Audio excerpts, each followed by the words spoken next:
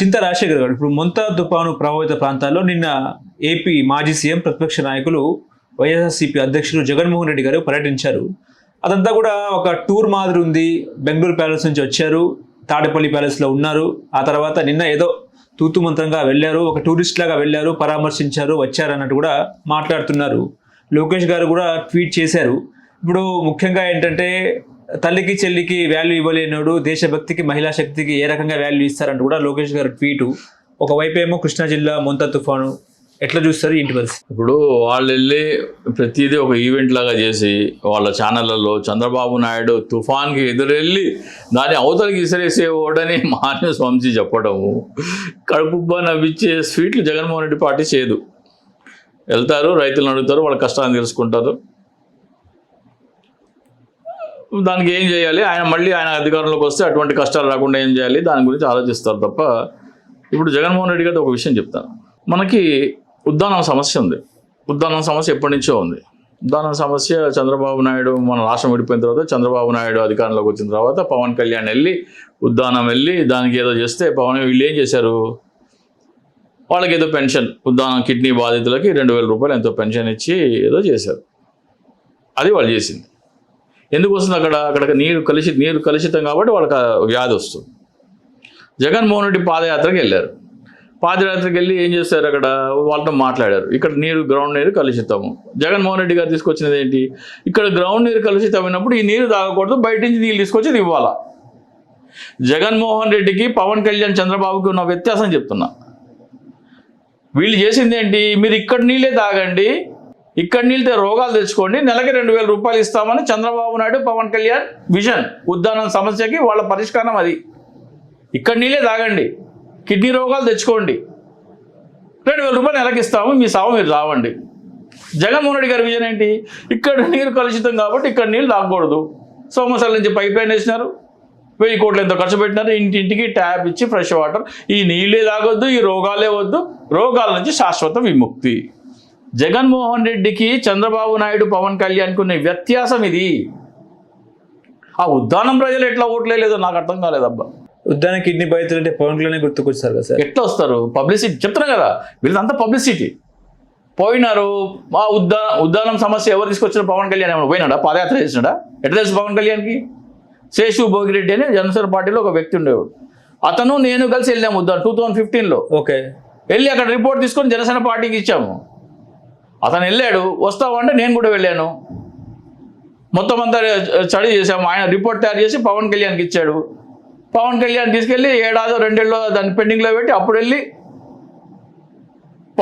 చంద్రబాబు నాయుడుకి ఇచ్చారు. వాళ్ళు తీసుకొచ్చిన పరిష్కారం ఏంటంటే 2,000 రూపాయలు పెన్షన్. జగన్మోహన్ రెడ్డి అట్లా కాదు, ఇక్కడ నీళ్లు కలుషితం అయితే ఈ నీళ్ళు మీరు తాగకండి, దీనికి పరిష్కారం ఇది. ఎవరు నిజమైన విజనరీ?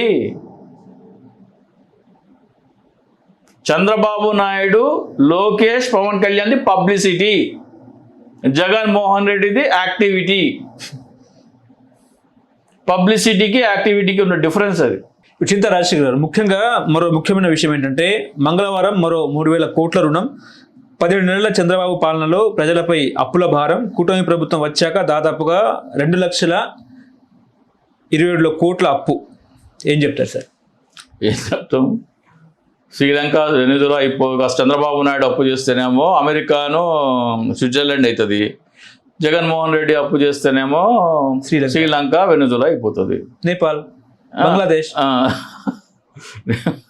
అదే చెప్తున్నా కదా, వీళ్ళకి ఉన్న ప్రచారమే పబ్లిసిటీకి యాక్టివిటీకి ఉన్న డిఫరెన్స్. జగన్మోహన్ రెడ్డి ఏం చేసినా బూతు, జగన్మోహన్ రెడ్డి నాడు నేడు చేసిన, ఓడరేవులు నిర్మించినా, ప్రభుత్వ కళాశాలలు నిర్మించినా, ఏం చేసినా కానీ నచ్చదు. ఇప్పుడు అది రుణం అంటే అప్పు తీసుకోవట్లేదంటే రుణం తీసుకుంటున్నట్టు. నిఘంటువు నిఘంటువు అంటే డిక్షనరీ తీసుకొని అప్పు అంటే ఏంది, రుణం అంటే ఏంది తెలుసుకోండి, రెండు ఒకటే. ఇప్పుడు రుణం అని చెప్తున్నారు. రుణం అంటే ఏంటి, అప్పే. రుణం తీర్చుకుంటామంటే అది వేరు. ఆ రుణం ఇది కొంప తీసి ఏ రుణం? వైసీపీ ఉన్నప్పుడు అప్పు అంటే అది అప్పే, ఇప్పుడు రుణం అదే. ఎట్లా రుణం అంటే ఏ రుణం? దానికి నిర్వచనం చెప్తే 2 రకాల రుణం ఉంది. మనం బ్యాంక్ నుంచి రుణాలు తీసుకుంటాం కదా సార్. అదే రుణం. మరి అప్పు అంటే ఏంటి? బ్యాంక్ నుంచి అప్పు తీసుకున్నది అప్పు కదా. ఇట్లా ఏడుస్తాయి, ఇలా మళ్ళీ ట్రోల్ చేసి ఏడుస్తారు. అప్పు అంటే ఏంది, డిక్షనరీ తీయండి అయ్యా బాబు. ఈనాడు పేపర్లో డిక్షనరీ తీయండి పోని, దాంట్లో అప్పు అంటే ఏంది, రుణం అంటే ఏంది తీయండి బయటికి. కానీ ఇందులో ఏంటంటే బడ్జెట్ అప్పులే 1,40,602 కోట్లు, ఇదంతా బడ్జెట్ బయట అప్పులేమో 86,380 కోట్లు. అదేవిధంగా ఆడబిడ్డ నిధి అట్లనే ఉంది, నిరుద్యోగ భృతి కూడా అట్లనే ఉంది. మరి వాటికి కూడా డబ్బులు కావాలి. జగన్మోహన్ రెడ్డి 5 సంవత్సరాల్లో చేసిన అప్పు ఈయన 2 సంవత్సరాల్లో చేసేస్తాడు. ఆల్రెడీ 2 లక్షల కోట్లు దాటింది. జగన్మోహన్ రెడ్డి 3,30,000 కోట్ల రూపాయలు అప్పు చేసినాడు 5 సంవత్సరాలలో. ఈయన ఒక 14 నెలల్లోనే 2 లక్షలు దాటిచ్చినాడు. ఇంకో 2 ఏళ్ళు అయ్యేటప్పటికల్లా 3 లక్షలు దాటిస్తుంది. జగన్మోహన్ రెడ్డి మళ్ళీ అధికారంలోకి వచ్చేటప్పటికల్లా జగన్మోహన్ రెడ్డి చేద్దామన్నా చేయడానికి ఏమి ఉండదు, అంత దోచేస్తారు వీళ్ళు. చేద్దామంటే కూడా చేయడానికి ఏమి ఉండదు. ఇప్పుడు అమరావతిలో రోడ్లు వేస్తున్నట్ట, కిలోమీటర్ 174 రూపాయలంట. నేషనల్ హైవేది కూడా అంత ఉండదు. నేషనల్ హైవే కూడా 25-30 కోట్లే ఒక కిలోమీటరు. నేషనల్ హైవే కూడా 25 to 30 crores ఉంటుంది. వీళ్ళది 174 కోట్లు అంట. ఎందుకయ్యా అంటే 8 లేన్లో 10 లేన్లో విత్ అంట. ఎందుకు అంత పెద్ద చేస్తున్నారంటే 50 సంవత్సరాల తర్వాత అవసరాలను బట్టి అది చేస్తున్నారంట. ఇంతకంటే నీచ నికృష్టమైన విజన్ పడుకుంటుంది. 50 సంవత్సరాల తర్వాత సరిపడా ట్రాఫిక్కి ఈ రోజున రోడ్ లేరు. ఈ రోజున అంత రోడ్డు స్పేస్ వదిలిపెడతారు. రోడ్లు ఈ రోజున ట్రాఫిక్ ఎంత కావాలో అంతే వచ్చుకుంటారు, కాకపోతే స్పేస్ అంత వదిలిపెడతారు.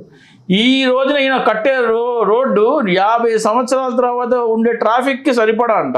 ఈ లోపల ఎన్నిసార్లు తుఫాన్ వస్తుంది, ఎన్నిసార్లు వరదలు వస్తుంది, ఎంత కొట్టుకోపోతుంది, అది వాడకుండానే కొట్టుకోపోతుంది. ఎంత ఖర్చు పెడదామా, దాని మీద ఎంత మింగుదామా, అది అవసరం ఉందా లేదా కాదు. ఈ రోజున అంత రోడ్డు అవసరమే లేదు.